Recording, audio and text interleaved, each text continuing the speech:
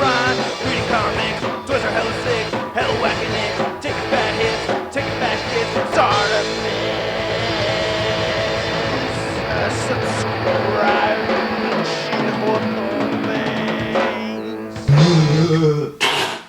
Hey, what's up you guys, Shartimus Prime here doing another Transformers figure review on the Transformers 4 Age of Extinction Deluxe class Snarl. If you're trying to get your Transformers 4 figures, you can give it big. Get your big badass toys at bigbadtoystore.com. Click the link in the description below. Oh man, I'm excited to finally complete my Bayformers Dinobots. This is really cool, even though this guy did not show up in the movie, which is very sad because he's one of the original 5 Dinobots. Anyway, you get a picture of Snarl right over there up at the top, same picture but reversed right there on the side, and then on the back you can see Snarl in both modes. You can see Deluxe Class Bumblebee and Hotshot, which I also picked up right over there, and there's a bio on Snarl if you want to read that. Pause it now. Anyway, let's get to it and crack this thing open. So here's Snarl out of the packaging. I really like this Dinobot a lot. This is actually one of my favorite Dinobots from the Bayformers Dinobots. I think this is just a really cool figure.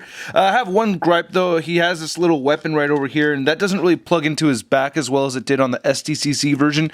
There's a little port right there on the back, and for some reason it just doesn't connect as well as it does on the SDCC one, so that's a little bit of a bummer. I'm contemplating on leaving it like this where it's all wobbly, or just putting this aside. Either way, it still looks really good. I like the translucent yellow plastic all the way over here, and it's pretty strong plastic too. I'm not really worried about it breaking or anything, and I like the metallic green paint they have over the yellow. I really like the head sculpt for this figure. I like the silver paint apps over here. He has red eyes. I think they should have been blue, but no, it still looks cool. He has some eyebrows painted on over there. I think the green plastic is very nice. I like the translucent sections over here. He's got an Autobot logo up there. The sculpting on this translucent yellow section is just really cool. I'm really digging it a lot. When you look at it, from bird's eye view, I just think this is really dope. And I really like the metallic green paint over the yellow sections. It's kind of hard to tell how metallic it really is, but it's reflecting light pretty well. I like how they sculpted the end of the tail over here. I think that looks pretty cool. Going on the other side, there is no Autobot logo over here, but again, I don't know. I just really like how these clear sections look on the side over here. And I really like the green up top, and we have some nice metallic purple over here too. I don't like the hands for the robot mode of this figure. They bother me while in robot mode, and they're still even a nuisance while he's in his dino mode. For articulation, you can move his neck up and down right over here, and he does have a head joint right there that can move down and up, and he does have jaw articulation.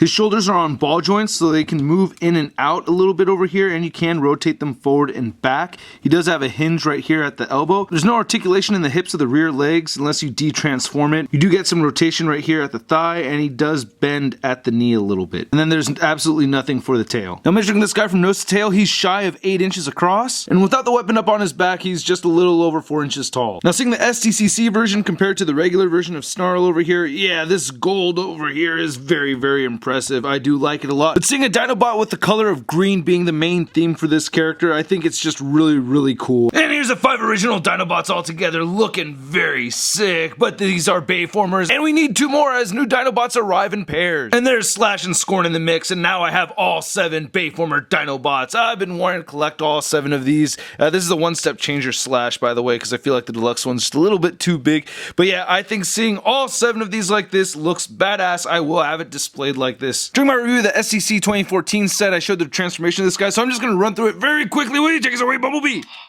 Good job, Bumblebee. So yeah, it mostly entails just splitting this thing apart. See, he's got the weapon right over there, and then we're going to lift the legs up back here, and then move these feet out, and then we can actually get this whole section to split apart down here, then bring the legs down, flip these back, pull down the foot, and then swing the head in right there, and then you're going to get that fake head again, which I think is brilliant. These tabs right here go into that slot right there. We got to do that to each of the arms, or the shoulders, I guess. And then one thing I want to mention is when transforming the SDCC one, the gold chrome or vac metal is actually starting to chip off on that, by the way. And then you bend this back and get that to lock in, rotate the elbows around, rotate the wrist around, push against this tab and pull the head out of the chest cavity over there, and that's mostly it. So looking at at Snarl's robot mode, it looks really cool. I mean, I really like the G1 STCC version, but this looks pretty awesome too. And of course, he does have his two weapons over here. This is the bit that was part of the tail. Looks pretty nice, and he holds it right into either one of his hands.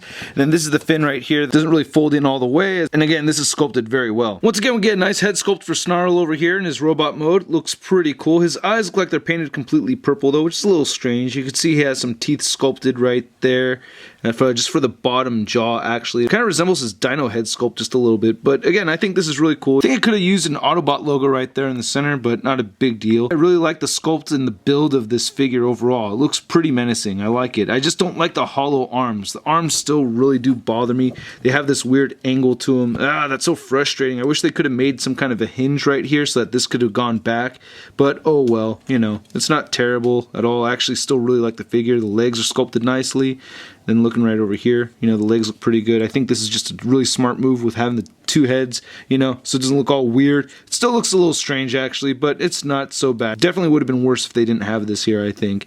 And there's his knight kind of boots. Then looking at the back of this figure, it's not too bad. We don't have any hollow pieces or anything like that. So for articulation, you can move his head left and right. It doesn't really look up too much at all. It can look down a little bit, and no head, tiny little bit of head pivot over there. The shoulders move outward. They rotate forward. He has a bicep swivel. He has a single jointed elbow that bends all the way in, and he does have rotation right here at the wrist. He does not have a waist joint, but due to the transformation, you can fake a crunch right there. So I think that's pretty cool, and he can look up a reasonable amount. So, you know, you can get some cool poses out of him. His legs move outward right there at the hips, and they can move all the way up. He has an upper thigh swivel, single jointed knee, and then his foot can move down and up, and no ankle pivot, unfortunately. This is a deluxe class figure, and to the top of those frills, he's at 6 inches tall. Here he is next to his STCC counterpart, and I really think the STCC version does look a bit cooler, but I like them both. Here's Snarl compared to Scorn and Slog, and here he is next to the Marvel Legends Big Time Letdown Spider-Man. So here's all 7 Bayformer Dinobots in their robot modes, and I think these figures are awesome. I'm really happy to have this collection. I just think these look great. It's just too bad that we only got 4 of them in the movie. Only 4, not even 5. It's frustrating. What do you expect? Anyway, I hope you guys liked my video. If you did, please hit the like button. Leave a comment. Let me know which one of these Bayformers is your favorite. Out of all of them, I gotta say Slog is my favorite one over here. And subscribe if you haven't already, and check out tformers.com for the latest in Transformers news, and check out shartimusprime.net for my daily blog. I'll catch you guys later. Peace.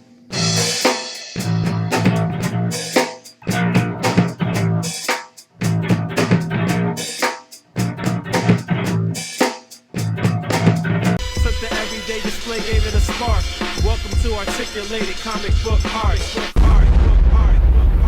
That's crispy. I think these are awesome. I really like the designs. Whoa, okay.